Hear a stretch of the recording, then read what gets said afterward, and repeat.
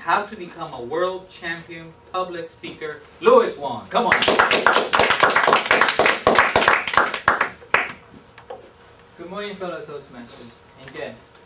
I would like you all to close your eyes for a second and imagine yourselves, close your eyes, on a stage all by yourself. A large crowd is cheering for you because you have just become the world champion of public speaking. And I ask you, could this be true? You can open your eyes. Could it be you? And what would that mean for you? I have with me today Lance Miller's speaking tips. He's the 2005 World Champion of Toastmasters International Public Speaking. He beat over 18,000 people to get there. I got these from the Tampa contest. He was the keynote speaker. And I'm going to give this to you today. And I'm also going to show you how he incorporates these tips into creating a speech. The number one rule of public speaking is, did your speech communicate? Communication is not what you said, it's what the audience thinks you said. Public speaking deals with attention. The speaker's attention should be on the audience. The audience's attention should be on the speaker. The only solution for stage fright is speaking. If you want to be a speaker, you have to speak. Now Lance is a professional speaker. He makes a lot of money, does it for a living, and he's still a Toastmaster. He's currently working on his 19th Competent Communicator Manual. That means he's completed 18. If we do the math, that's 18 times 10, 180 speeches. So I ask you, what's the difference between you and a Lance Miller? Age, background, or about 175 speeches? You may be thinking, 175, I can't even come up with next week's speech topic. How am I going to do 175 speeches? I'm going to show you what he showed us, how to incorporate these tips into creating a speech. And the next part of the tips is finding your voice. What is your story? We all have different backgrounds, we come from different places. Draw back into your own life and see what you can incorporate your own experiences into your speeches. What is your philosophy, your view in life? Use that. Think back. What are the defining moments in your life? Life is all about experiences. Live and learn, that's what they say. Think about what are the experiences that you've had that you can bring into the speeches.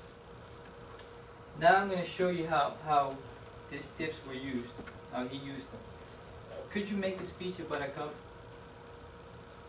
He said, think about the cup. He asked the audience, what's significant about a cup? Some people said it could be half full, it could be half empty. It could only spill so much and then it spills over.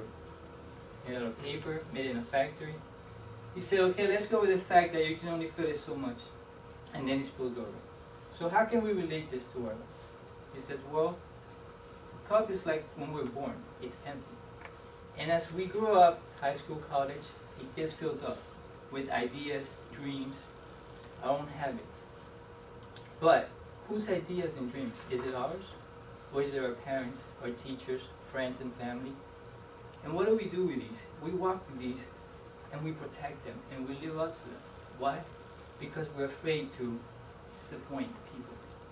And sometimes something drastic has to happen for us to change this.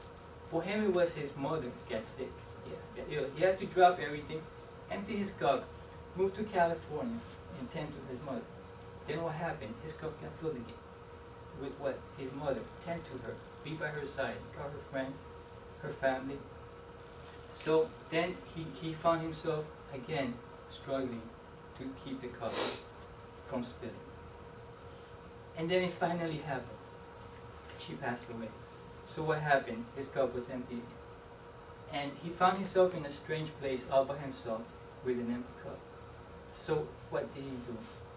He went around asking for people, put something in your cup. Tell me something. What to do? Until he realized, maybe I can put my own dreams, my own life into my cup. And so he did. He started by joining Toastmasters International. He became, in 2005, World Champion of Public Speaking. And he now is a professional speaker, speaks all around the country.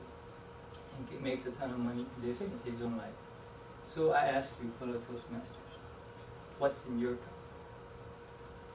And I'm going to pass these tips around to you, and I want to see maybe if you can use them to incorporate them into something that you think about in any speech that you have.